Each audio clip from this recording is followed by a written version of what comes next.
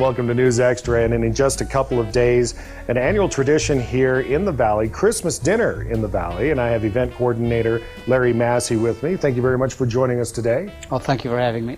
This has been going on a number of years, since 2003, right? Since 2003. Wow. Yes. It doesn't seem like it's been that long necessarily, does it? No, it doesn't, but for the last few Christmases, I mean, it's what we do. So Christmas Day is a little different for the Massie family. Sure. And for other families around the Valley that help out on this day.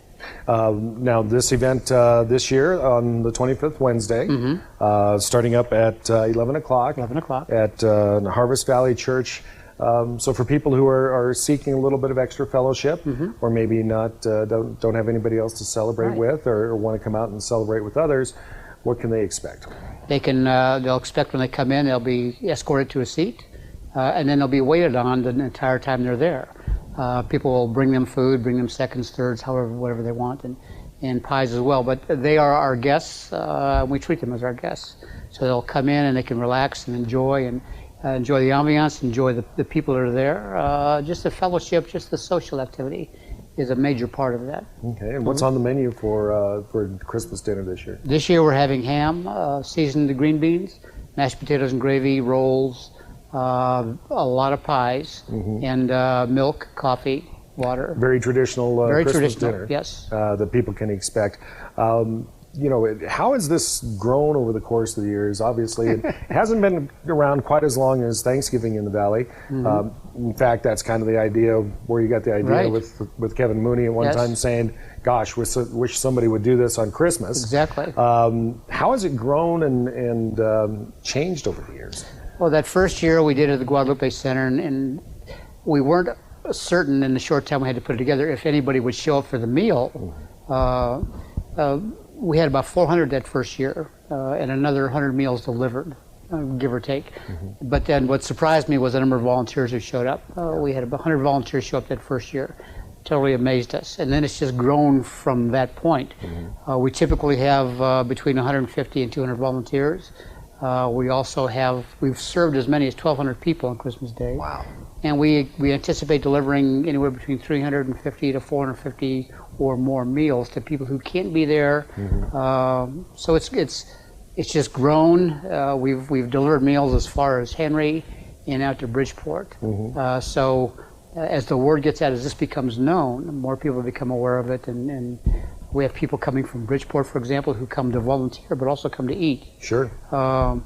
People bring their families. Young children are walking around serving. A new family tradition, yes, basically. Exactly. Yeah, very neat. And of course, something like this doesn't happen without some people helping out, not only volunteers, but also sponsors. We'll be back on News Extra in just a moment to tell you about that. And we're back on News Extra, and I'm talking with Larry Massie, the event coordinator for Christmas Dinner in the Valley, coming up here in just 2 days on the December 25th at 11 o'clock. Starting at 11 and going until 1 o'clock at Harvest Valley Church. Again, thank you very much for joining us. My pleasure. We were talking about volunteers earlier, and of course driving volunteers, always something you're going to need some help with. Right. We never know precisely how many meals we're going to deliver because some people will call the morning up, but we usually we need drivers. We will, as many as would like to come, we can use you. Last year we were short on drivers. We always need drivers, because especially if we're going to deliver 400 or more meals. Now, we're a couple of days away. If people are interested in driving for you, how do they let you know, or let you know they want to volunteer, period? They can just call 633-2999, and there'll be a menu to pick from as far as when to show up. Drivers typically show up around 10 o'clock. We put those meals together first. We don't start serving inside until 11. Or until those to-go meals are taken care of. Sure. But we start putting those meals together at 10 o'clock. So drivers need to be there shortly before that, and they'll be given meals and a map and a route to take. Okay. Typically six or seven meals at a time. Yeah. Depends. The routes and all the houses, the meals they deliver will be close together. Clustered together. Yes. Yeah, that makes a lot of sense. Now, of course, this is something that happens with the help of sponsors. Who help provide the food and drinks and things such as that. We have some people who've been with us from day one.